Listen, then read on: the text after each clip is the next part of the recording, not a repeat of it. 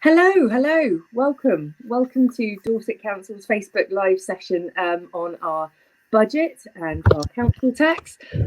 My name's Councillor Laura Beddow and I'm the Cabinet Member for Culture, Communities and Customer Services here at the Council.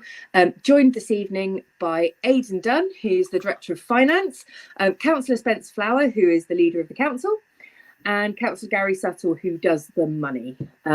What's your actual title, Gary?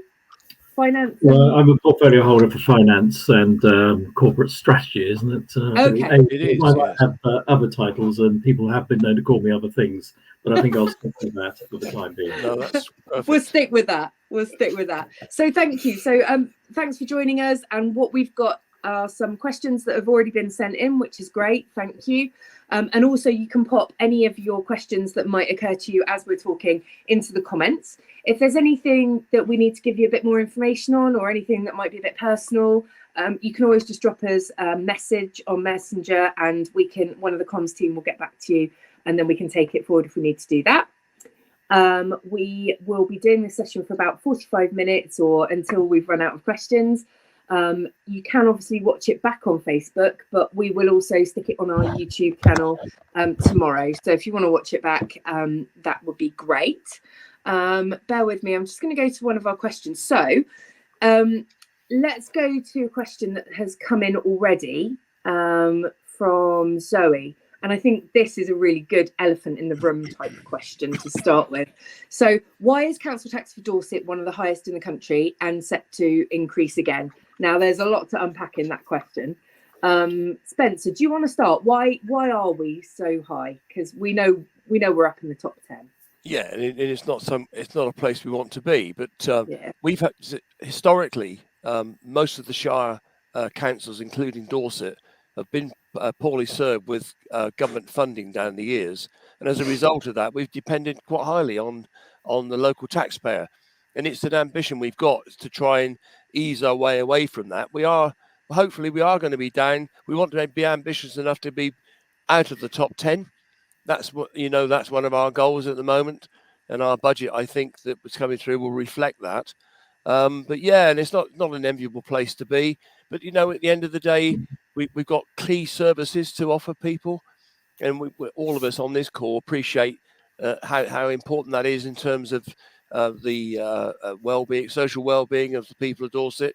And I know all of us are passionate. All members and officers are passionate about delivering that sort of service. So yeah, not enviable place, but we realise it and we're working on it. Okay, that's positive. That's good. And I think, we'd agree with that, really.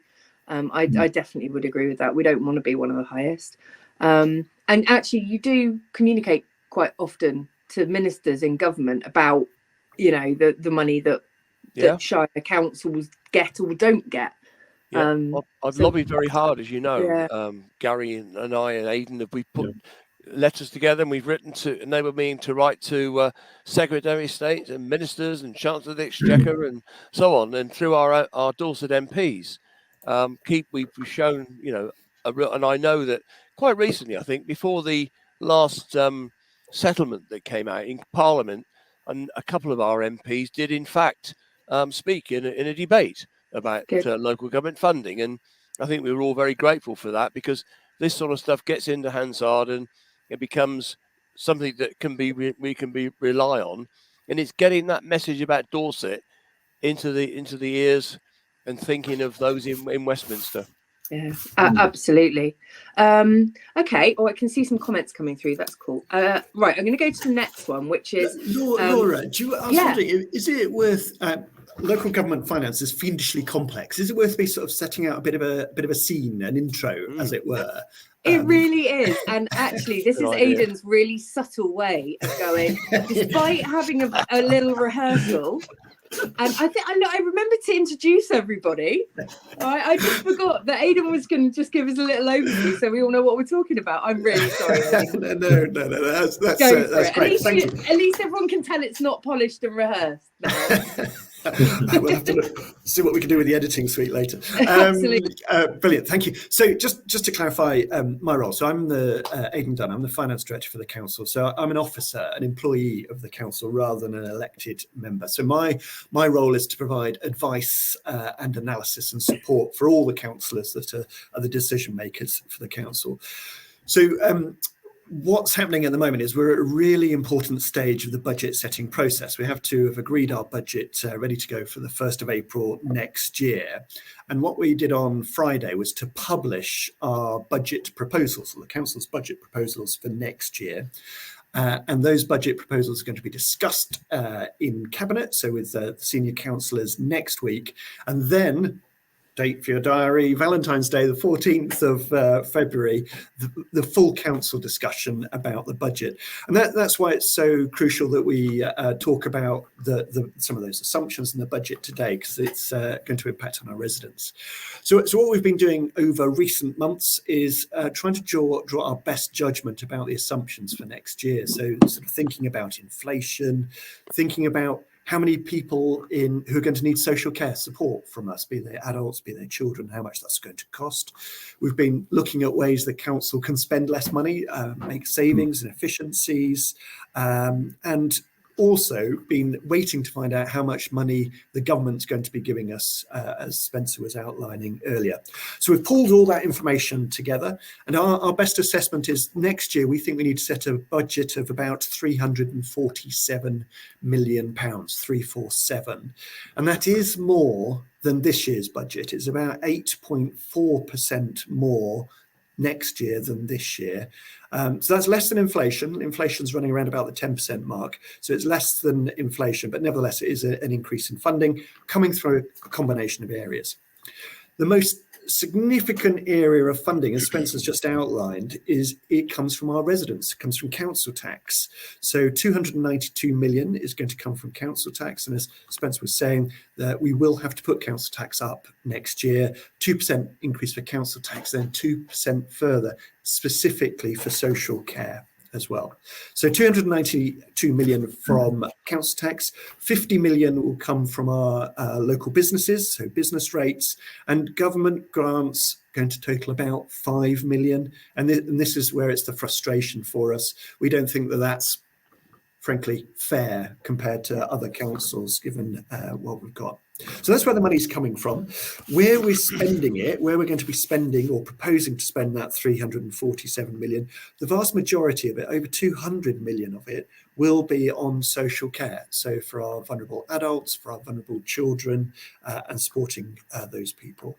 Be looking to spend around about 28 million on public transport to enable people to move around our rural communities, and in particular to get children to school, homeschool transport. We're looking to be spending around about 30 million on street cleaning and waste disposal, and just under 3 million on highways. So a whole lot. I've just canted over the detail. There's a whole lot more detail to be in the Cabinet papers. But I just want to make the final point about continuously trying to reduce our costs as an organisation. We know and we hear, and you and I, Laura, we talked about this last time about the cost of living and how it's impacting our residents. So we're trying to be as the most efficient at council we can. So we've got proposals next year to make efficiencies of around about £11 million. And that's on top of the 76 million pounds worth of efficiencies we've already made by bringing the councils together and over the last 4 years. And that money, sadly, we can't use it to reduce council tax because, frankly, our costs are going up more than that. So that money's recycled to be spent on those services that our residents find so important. So just a quick canter through there, Laura. Thank you. I'm sorry I missed you. And that is really useful because it does give context. And that is really helpful. And I'm really sorry. It's been a long day. It's been a long day. Right, let's go to some more questions. I've got one here from Zoe. Why are we still using an outdated system for council tax banding from 1990? Now, I don't know who wants to have a go at answering that one, because it's not just us, is it? That's kind of a national issue. Gary, do you want to do that one? Yeah, Well, Gary, go on, have a go at that one. These bans are set by government. Obviously, there will be at some stage, as there are, a revamping of this. I don't know when. I mean, I agree entirely with Zoe. It is an archaic method of trying to work out council tax, and probably as the years have gone past, like all things, it becomes more unfair to depending on who you live. You know, one of the things that, as Aidan's just explained, you know, we need to spend more than 8% from last year, but we're only proposing actually an increase in council tax by 3.99. So we're trying desperately to contain our costs to keep it down for residents. And going back to the first question, why are we so high? We're third in the country. We believe that by the next two successive budgets, we will be able to get out of the top 10 and moving downwards, which is our aim. Who wants to have it's no achievement to be in the top 10 of council taxpayers at all, and we're very, very conscious of that, and that's why we're working so hard to make it better. That's why we're not increasing by 5%, which we could do. There's a lot of pressure on a lot of people out there at the moment, so we must do what we can. Yeah, that's a really good point, Gary. Thank you. Thank you. Oh, I've got a comment. Why don't you mute your mic so we don't have to hear you coughing? Yes, if anyone's going to cough, can you mute? Thank you. Okay, I've just got a question coming from Steve. How do you propose gaining taxation monies from transiting people and visitors to Dorset as the services required to deal with those visitors to our area? That's a really good question. I mean, I know that we've got some proposals around parking, which will, parking charges, which will look at people that are coming and using those services. I mean, we have sort of discussed things like tourist taxes in the past, haven't we? But that's not something we're looking to do at the moment. No. Gary or Spencer, I don't know if you want to pick that one up. Go on, Gary. Yeah. I think if you really want to get the visitors to pay, you would do what the rest of Europe does, which is have some form of nightly stay charge. I mean, wherever you go in Europe, it's just tacked onto your bill, and we all accept it. We just think, well, that's normal. But there's lots of things. We have looked at this, but we need legislation to back it up. We've looked at congestion charging, but it's complicated and very difficult to administer, particularly because the one thing we don't want to do is penalise residents. Yeah, that's the most important thing here. And so car parking is going up. That's going to mean that the visitors who use it, we're trying to keep it down for residents. Ray Bryan, portfolio holder for Highways, has introduced various residence permits, which enable, I think, I get this right, but I believe for £78 you can park virtually anywhere for the entire year. If you're a Dorset resident, pretty good deal. But if you're a visitor, you're going to be paying, and as we all know, they're pretty high charges, and it will increase our income. So that at the moment is the way we're going to raise more money. Thanks, Gary. That's helpful. Good question from Kitty. For anyone who can't make this session, what plans do you have to explain to people how the budget has been set and how council tax is spent? That's a great question, Spencer. We're putting something in with the bills, aren't we? We are, because I mean, we didn't do it last year. We relied on putting an article in our Dorset News. Yeah. But it has been done like that in the past. And funny, I had a conversation today with head of communications about what that leaflet's going to look like, because it needs to be graphic. It needs to make it something that's relatively straightforward. People don't need to be experts in local government finance. They just want to understand what the expenditure is, what the income is in simple terms. And there will be a very graphically based piece of paper going in with the tax bill. Following and it's interesting talking about tax bills. Somebody mentioned I think it was Aidan mentioned the 14th of February. I was asked a question the other day, why did you pick the 14th of February?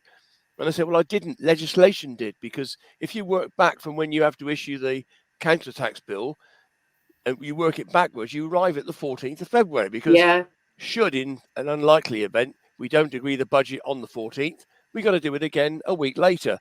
Because that's the deadline to get all the bills printed and so on.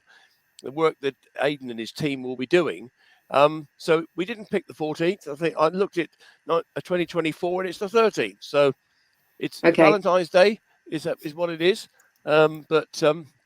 Yeah, there was a good question, because it is important that people can get a real good understanding, because it isn't just Dorset Council, is it? It's fire and police and exactly. And where local does it parish or town council. So there's a whole combination of charges that run into the total of the council tax bill. Yeah, no, that's absolutely right. Sorry, Aidan, do you want to comment? Yeah, Laura, if I can just jump in. I sort of started off by saying how fiendishly complex local government finance can be. And we're trying to make it as easy and accessible as possible so people understand the difficult decisions that have to be made. And so not only will this be, as you said, if people can't join this session, it's on pre-record. Last week, we had about 8 hours of scrutiny meetings where councillors were testing and challenging their budget assumptions. All of those are available on YouTube as well, if residents have 8 hours. But conversely, at the other end, we're trying to make it accessible as well. So keep an eye open on Facebook about sort of some of the sort of much more sort of short and succinct ways of us explaining the challenges, the pressures, and the budget consequences. Brilliant, thank you. Okay, I'm getting loads of comments in, and one of the most popular from the questions that we've been given already and what's coming in now is there any help for people that are working and still struggling? And I'd like to, if I can, roll that up into what council tax support is out there. Are there any discounts if you have a disabled child?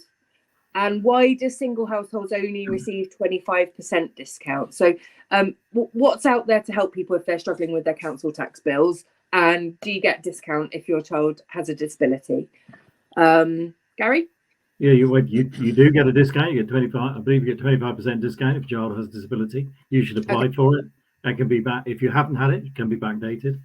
There is a council tax support scheme, which will, if you're working, will give you up to 90%, depending on circumstances, of your council tax bill.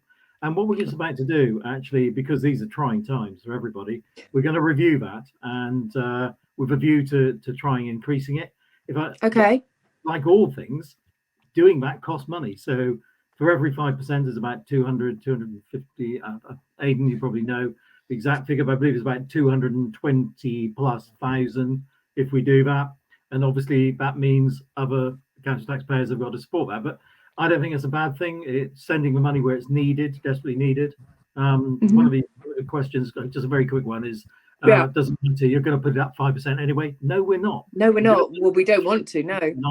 9, and we are really conscious of this 5% referendum limit. And that's why we want to bring it in below, so that we can get this council tax in Dorset down of an average of the UK. So did I answer? I can't remember if I answered all of your questions, but I did my best. That's brilliant. No, I think that covered it really well. So yeah, that's what you were referring to, the comment from James. We're still going to put it up by 5%. That's not what we're proposing. We want to come in under that. So but thank you for that. Now another comment that's come in, which is interesting, is around how much council tax will be wasted on pointless cycle lanes. Now this is a really divisive one. Some people really love them. Mainly cyclists, and some people really don't, mainly people that don't cycle. So maybe Spencer, could you give us a bit of an update on how much council tax goes on cycle lanes? Yeah, I can do. None. Okay. The money comes from central government around their initiatives around trying to drive a green agenda, encouraging people to use bikes rather than cars and all that sort of stuff. And it's yes, I mean, it is. It splits opinion in local communities. It really does. Some think it's really good, and others think it's really bad. But in terms of answering the question, I think I've answered that, because the answer is no. So it's government funding. Yeah. Laura, I was wondering if we could. You asked Gemma's question about help for people that are working and struggling. We talked about council tax in that context. But I was just wondering if you wanted to sort of quickly outline some of the cost of living work that's going on, because we're really mindful that so many people are struggling, and you've got a leading role in this. Is it worth you sort of just quickly running through a few that's a good areas? Point. That is a good point. So yeah, we've got other support. So this is specifically on council tax support, but there is a lot of other support out there for people who are working and struggling. We've got a food security network, so access to food that perhaps would otherwise be wasted. So it's got a real eco sort of bonus as well, that we don't want to waste any food. And we're working with a number of schemes across the county. We've got a web page on that. I think it's Food Security Dorset Council. If you type that in, you'll get all the lists. We've also got the Household Support Fund. And we're working with Age UK, Citizens Advice, Help and Kindness, Volunteer Centre Dorset, loads of partners to sort of outline and bring together what support is available for everybody. So all I would say is have a look on the council web pages if you are struggling, because there is a lot of information there. Thanks, Aidan. That's a really good point. Yeah. Right, I'm just going up and down. Parking charges are killing Bournemouth shops. Jackie, good point, well made, but Bournemouth is actually BCP council, so our remit doesn't extend that far. Arguably, you could say the same about Dorset, but we have to strike a balance. Can I add to that? Because if you compare Dorset's car park charges to BCP's, they don't bear comparison, because ours are extremely competitive compared to BCP. I mean, I go to BCP occasionally, and I'm quite surprised at the level of charging there. But it's what it is. It's their decision. And I think we compare very favourably with some of our immediate neighbours, actually, with our charging. That's good. That's handy. Right, let's have a quick look. The 1,000 empty houses in Swanage. I thought that was an interesting comment. Where have we got that? I can't see that one. Tina. Yes. Alice, yeah, please, could you do that one? I've got it up now. Well, yeah, thank you. It's for Tina, I think it's a really interesting subject. There's 1,032 second homes designated in Swanage. And this is a sort of double-edged sword. So the government are passing legislation next year, or they attempt to pass legislation, which will allow us to charge up to 100% extra in council tax to those second homes. So that's a pretty big rise, which will raise a considerable amount of money for the council, enabling us to support residents even more. Double-edged sword is that virtually every builder, electrician, plumber, any trade whatsoever I speak to derives most of their income from second home owners. So we have to temper this. We have to just be a bit careful. But from a housing point of view, it is a disgrace. Of course, it's a disgrace. We've got too many people on the housing list. And I think one of the ways to do it is for the council to try and build through community land trusts, etc. And in Swanage, we've got some great schemes coming forward, which should I hope, bring some housing for people in Swanage. It's a really, really difficult subject. Yeah, so, it is. I love chatting about it because there's so many diverse opinions. Yeah. I think this council will adopt that policy to double charge. I truly believe we will, and that may drive more homes into the market at a lower price. We can but hope. And actually, that's the finance bit, isn't it? But there's loads of other stuff going on in housing that we're doing as well. So that's a really good point. Let's have a look. Okay, there was something on double tax on. Okay, you've already answered that. That's very good. There's a comment around school transport, which I certainly recognise. I'll put it up. It's not directly to do with the budget, and I think this is something that we could possibly, Charlotte, explore, like maybe offline with Ray Bryan or Andrew Parry, who does children and education on the cabinet, because children in rural areas relying on school transport can't attend after school learning. That's a really good point. And actually, my son's school, my son's 11, they only have one bus. But I know that friends, kids who go to a different school, they have the option of a later bus. And I'll be really honest with you, I don't know why that is. So because that's not sort of directly related to the budget, maybe you could pop that on a message on Messenger, and we can try and pick that up, because it is a great question. Let's have a look more. Right, here we go. Linda, why is the police contribution of council tax pro rata depending on council tax banding? The higher the tax band, the more we pay. Aidan, I think that's a question for the police, really, because I'm not sure. it's based on the same banding as council taxes, so all the way through. I mean, when we talk about council tax, we have a tendency to always talk about the average of band D. But we need to remember there's a lot of elderly people live in I was going to say Swanage because they live in Swanage, but lots of people live in Dorset who are the victims of their houses going up by ridiculous amounts of money, and they're rising in the band if it gets re-rated, and they find themselves in really difficult. But the police precept is exactly the same as the council. It's attributed to the council tax band your house is in. But actually, I think that the Dorset police are putting something in as well with the council tax information. I'm sure I saw that. But yes, they did last year. And also into another question. I know I'm diversing, running around here, but lady asked a question about I haven't seen a policeman in Swanage, and we're working with a police and crime commissioner about antisocial behaviour in Swanage. Really trying to get more police on the street, more visibility. He assures me it's going to happen, but I've been fighting this for about 2 years now, and we are really doing our best. But I accept what she says.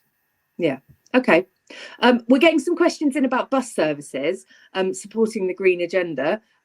Absolutely, yes, it would. There's work going on that. And I'm not sort of trying to bat away the comments, but I do want to focus on the budget because it's that time of year. Maybe we could do another one of these sessions on transport. Actually, that might be quite helpful. You could get Ray involved in that one because he's got that at his fingertips. I think it would actually be quite surprising if we did a Facebook Live with Ray, who does highways, transport, and the environment. I think it would be quite surprising because he's done so much work about this. So let's pencil that in for the next one. Russell Lawrence, what game show is this? Not a very good one. There aren't any prizes, Russell. There's no prizes. Did anyone else, when they were a kid, think University Challenge was actually they did sit above each other in those little boxes? Yeah, we're not. Okay, Laura, can I? Sorry, Gary, you go on. No. I was just going to say about the lady who's said we've got a high proportion of elderly residents. That's my mum. Oh, it's your mum. That's my mum. Hi, mum. Well, the bottom line is that we're lobbying the MPs and the government, not specifically for money. What we want them to do is we want to. Oh no, I can't. We want to turn your phones off, Gary. Their phones are off. Okay, sorry, apologies. My gosh, what we need to do? And now his internet. Oh, we've lost. You see, this is what happens when your mum puts a question on. Shall I have a go at it then? You have a go at it, Spencer. Okay. Oh, he's back now. All right. Residents. Are you here? Yeah, you can now hear you, Gary. Yeah. So lots of elderly residents, lots of very long roads where we have to send trucks, etc., to collect waste, etc. Everything costs more in Dorset, but there is no recognition of that within the government settlement. And until they work out that it costs more and to service our residents more in rural counties, this is going to be a problem. So it's no good asking them for 20 million, 30 million, 40 million. Change the algorithm, give us what we deserve, and then we can support our residents without having to charge them ludicrous amounts of council tax. I mean, we got a double whammy, haven't we? We got the rurality issue, which you're just describing, plus the fact we've got a situation where we've got roughly 30% of our population are over 65. The national average is about 19%. So another huge difference in demographic with no recognition from government. And the burden falls squarely on the local taxpayer. And it's not fair. And it's something I've said, as you know, on a number of occasions in different places. We can only keep lobbying.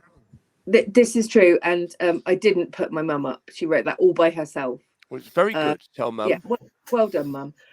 This is a great question, Ryan. And we love talking about this because actually quite a lot. We're putting the council tax up, yes, but not by as much as we could do. What savings are we making? Who wants to go for this? Because it's a great question. We've already made 76 million. Aidan's outlined we're going to try and save another 11 million this year. We've taken an enormous amount of cost out of by moving from 6 authorities to 1. It's I don't deny that it's a struggle, but we're working really hard. And by not taking the 5%, taking the 3.99, I think we're demonstrating that we believe it's up to us to try and show residents that we have the capability of saving money and not always passing it on to residents. If I can add to what Gary said, because that's a really good point. The good question, because I think Aidan said we'd save 76 million, and Gary said the same, and we have. We thought we might save 70 million over the first 5 years of this council. Putting it in context, we're already past that figure. We're expecting it to be more. But the other thing about all of this is that we haven't got any cuts in services. No. And if I talk to colleagues across the country, we are in a much, much better place than virtually any other council in the country because of the way we've gone about our financial management and our desire and our opportunities that local government reorganisation has given us, going from 6 councils to 1. That's been a huge opportunity to become more efficient, remove duplication and doing service redesign and get the economies of scale. That's how we've managed to get that £76 million that's all been rolled back into our service delivery, which is stop cuts and enable us to carry on delivering the quality of service that I believe the people of Dorset need. Yeah, no, 100%. And okay, so in the interest of transparency, Aidan, do you want to come in? I just wanted to supplement that for a second. Where does the council spend its money? It spends its money on staff, it spends its money through contracts, but in particular, we spend money on property and assets. And I was conscious that a number of questions coming through ahead of this session. There you go. There's one. There we go. Yeah, a number of questions ahead of the session were about what are we doing about trying to use fewer buildings. And so we always, as we brought those 5 councils together, we were never going to need as many buildings as we once had, and so we can either sell them and get a one-off capital receipt, or we can lease our buildings out, and that's one of the things that we've done here in Dorchester, leasing a building to the local NHS, which is giving us an income stream and giving them valuable space to support patients. So that's really, really good. But we've still got a lot of work to do around rationalising our properties, having fewer properties, and that's a big aspect of the work that we've got ahead of us, in particular this coming year and in the years to come as well. So lots of opportunity there for us to generate either income, dispose of buildings, or repurpose buildings as well. That's a really good point, Aidan. Thank you. That really answers the question that Zoe's asked, doesn't it? Because I know. We didn't spend the money on the new council. The old West Dorset District Council did, and as Aidan said, we inherited it effectively. It was not big enough for Dorset Council. We found good tenants. It's offering some great opportunities for the NHS to improve the quality of their service to certain clinical things in Dorchester, and we get a receipt. So we got 20. I think a 20-year lease. I think at the moment. Don't forget the libraries in that building in Dorchester. Yes, of course. It is. Yeah, great library. It's a great service, and it's one of the few places, if you're a wheelchair user, you can actually go to the toilet. So. That's a really good. That is a good. Good point. So in the interest of total transparency and wanting to answer the difficult questions as well as the nice ones from my mum, we've had a couple of questions come in from Roger previous to this meeting, and this is a good one. Why are 20 plus staff at Dorset Council earning over 120 grand a year? Now, when you look at average wages in the county and you look at maybe council sectorising, that does seem a lot. So Gary, do you want to maybe try to reassure people that there's a reason for this? Well, no one wants to pay something more than a person is worth, and the people that we're actually talking about are highly skilled, very few in number, and this is the salary that this job is paid on a national pay scale. It's quite surprising, because you'd think if you did an advert for a £120,000 job, you'd be inundated. And a lot of the questions we get are, you'd think that every person in Dorset is going to apply. You'd be amazed how few people apply, and we often get down to maybe 3, or sometimes are unable to appoint. These are highly skilled individuals within, say, social services, children's services, and corporate services, and that is the going rate. Some people may look at it and think, oh my gosh, that's a lot of money. But if you look around the country, that's what these jobs attract. And if you go into the private sector, these types of jobs attract considerably more money, and that's one of the issues. We need to retain highly skilled staff, and you may think that's a lot of money, but actually a lot of these people in these positions could leave and earn 20, 30 times more. So that's the situation we're in. It's good summing up. And now, so we're not just having a go at the officers, let's have a go at ourselves. Dorset Council councillors' allowances cost over £1.5 million. Why is this? If you don't mind, chaps, I'm going to have a quick go at this, because when we look at councillors getting allowances, we don't get pensions. Councillors used to get pensions, but we don't anymore. And actually, the basic councillor allowance, I think it's about 14 grand, and then you get extra responsibilities if you chair a committee or you're on the cabinet, whatever. Now, the thing about paying councillors to do a job is if you don't make an allowance for this job, all you get is rich people representing you. And in 2015, when I stood first, I was actually on benefits. And I thought, I can't stand for election. I won't have enough money to cover the rent. I didn't know anything about local government, and someone actually said to me, "No, you do realise you get an allowance." And I went, "Oh, okay. Well, that might make the difference then." So all of a sudden, all my friends who really didn't have a lot to do with politics or councils had someone like them, a single mum on benefits, representing them. So although it might seem a lot, individually, it's an allowance that allows people from all walks of life to represent you. And if we didn't pay it, you just have rich people representing you, and we don't think that's right.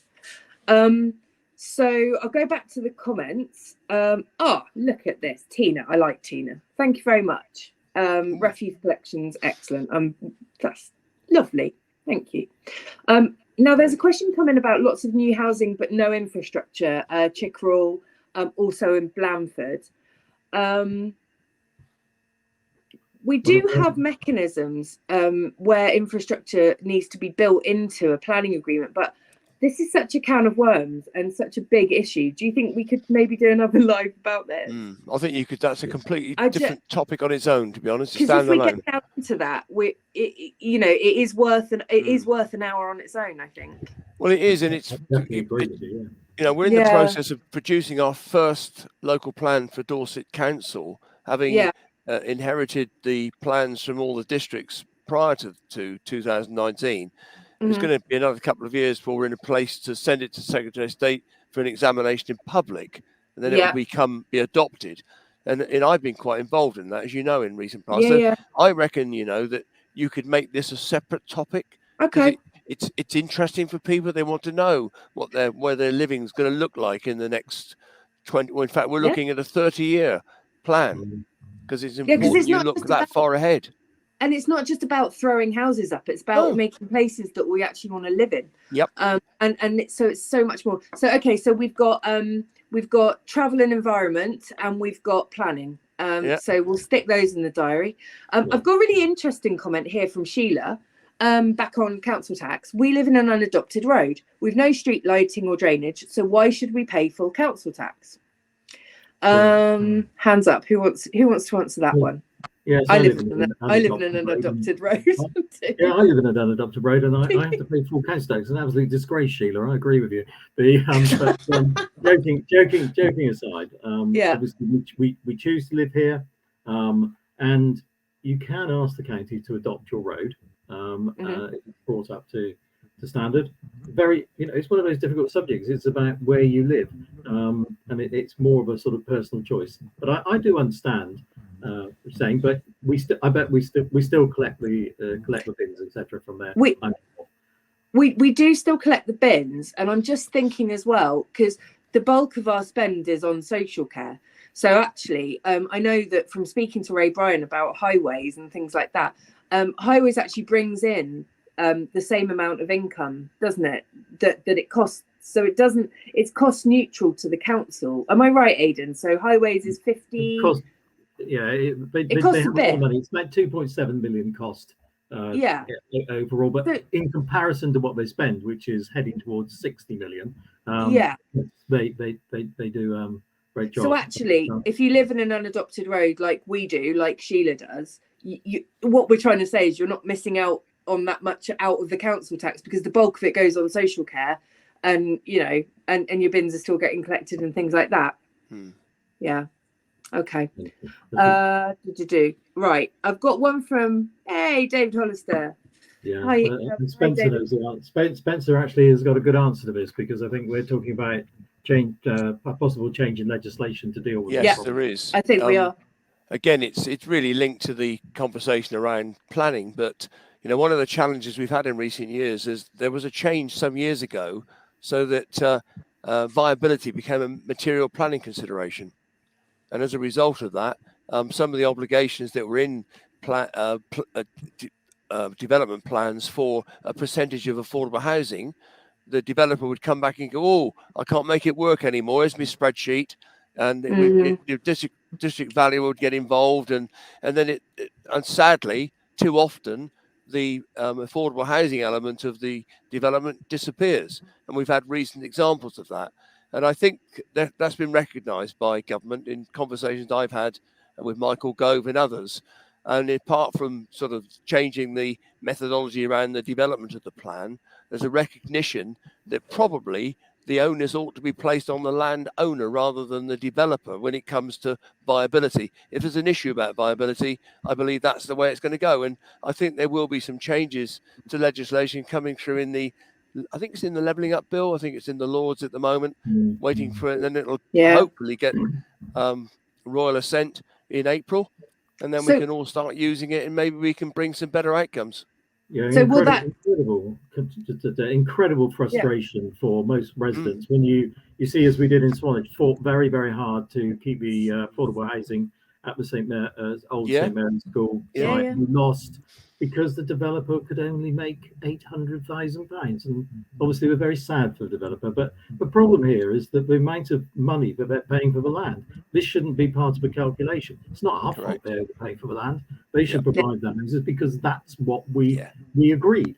And it's a travesty that the legislation currently enables them to do that. And I believe that the new legislation will stop them doing that. Okay, that's exactly right. Yeah. So we'll have the backup of legislation to be able to stand up to that. Yeah. Absolutely. Okay. Yeah. That's a great answer. Thank you. I've got a question here from Mark. He says you probably won't read this out. Mark, I will. It's not directly related to the budget, but Spencer might just be able to give you a very quick update about some of the work that we're doing with the integrated care system. So, Mark, I'm really, really sorry. He lost his dad in December because it took too long to get an ambulance to Blandford. I'm really, really sorry to hear that. I'm going a bit off piste here because it isn't related to the budget. But Spencer, can you give Mark any reassurance that the council's playing its part in the ICS and trying to... Yeah, I mean, it's called integrated care system for a reason. And the idea is that the NHS and the local government get involved in an equal partnership, trying to spread the understanding about what we are supposed to be delivering to the people of Dorset. It isn't just health. It's care. It's all the elements of it, and it's a different. I mean, I'm on the ICB, the board, and it's quite a challenge for me getting used to the new acronyms, the new speak, the new way in which they go about the NHS go about their funding arrangements. Quite different from local government, but I think this is an opportunity, and legislation like this brings the opportunities, and we need to try and grasp it. And I'm certainly very committed, as colleagues on this call know, to trying to get that difference that I think the government's ICS philosophy was out to achieve. It isn't the CCG. It's moved on from there. And I do have great sympathy for what Mark has said here. It isn't good enough. We got to be better. And I hope that our involvement with the NHS will achieve that. Brilliant. Thank you. Can I just say that we have just received some more money to try and unlock this bed blocking business, where, I mean, it's a travesty that an ambulance is sat outside a hospital with a patient within the ambulance for hours on end, trying to get them through the system. Something needs to be done. I mean, I have every sympathy with him. What a terrible thing to happen, but I think we're very conscious of it. It's not our actual remit, but we'll do anything we can via the integrated board to try and do something better. And I think that's the point, isn't it? You know, we're elected to represent people where we live on our council, but we've got a voice in other things as well. And if we can use that voice to share people's experiences, then that's exactly what we should be doing. Thank you, Mark. So I've got a question from John. It's about planning again, but I think we'll take it. Just, you know, does that mean Cllr will have to wait another 10 years for the new plan before we get the long promised health centre? That's quite specific. Now, I think if it's been promised as part of a development that's already underway, it should be delivered. Is that right? I mean, if you want to, well, it could be part of planning gain. It could be depending on what the conditions are around substantial planning, housing development. It could sit, you know, in a planning gain situation. I don't know the detail of that. Okay. Well, John, do you want to pop that on a message and we can get that looked at for you? Because I think that's quite specific. And we can get an answer for you. So stick it on a message. That would be great. Okay. I think let's take a last question, which is interesting because it's planning, but it's also council tax. Why do planning allow an application to be submitted that allows one wall to remain and they call this a rebuild? Maybe a 2-bed property and it becomes a 5-bed, 4-bathroom, but people are still paying the council tax as if it was a 2-bedroom. I think this is back to the council tax banding issue again, isn't it? Yeah, but also I do believe that there is an obligation if you significantly change your house from 2 bedrooms to 5 bedrooms, you are meant to inform the district valuer, and it's meant to be rebanded. Unfortunately, some people take a little bit of latitude with that, and I don't think that there's any enforcement. Probably what should happen here is there should be a link between planning, the district valuer, and the rate banding, and you'd think that should happen automatically. To be frank, I don't know the answer why it doesn't, but maybe we should look at that, because that would any increase in council tax for people who live in big houses paying little helps the other residents pay less. Of course, The question, it's a really positive one. It's an action we can take forward. Yeah, absolutely. I think that's a great question, and actually, that's probably. I mean, I'm just conscious we're coming up to time, aren't we? That's actually quite a good one to end on because it's given us a job to go away with. Absolutely. So thank you, Kathy. We can have a look at that, and you might see a campaign coming to a council near you.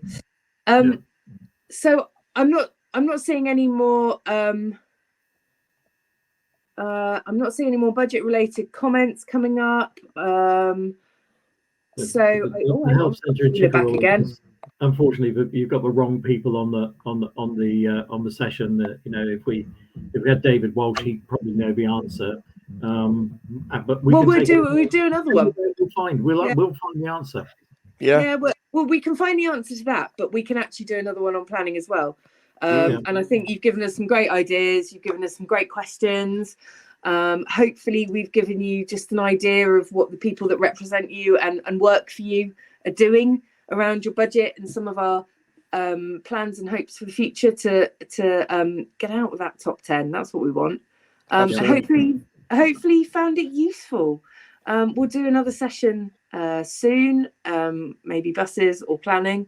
We'll keep doing these sessions because actually I think they're really useful because it's informal. You can watch it back if you're watching it back. Thank you. And it'll be on YouTube as well. So yeah, I think that's it from us, is it? Yeah, it's been a great evening. I've really enjoyed it. I've enjoyed it very much. Oh, and also Spencer, my husband, wants to say thank you for putting full council on the 14th of February because it means he doesn't have to take me out to dinner. Just tell him that I didn't put it on the 14th. Legislation did, as I said earlier. I know. I'm not a killjoy. To be fair, I actually don't think I was getting taken out to dinner anyway. But we'll leave that for another day. Thanks ever so much for joining us, everybody. Okay. Thank you. Cheers. Bye. Thank you. Bye. Bye. Thanks, Laura and Aidan. Thanks, guys. Thank you. Bye.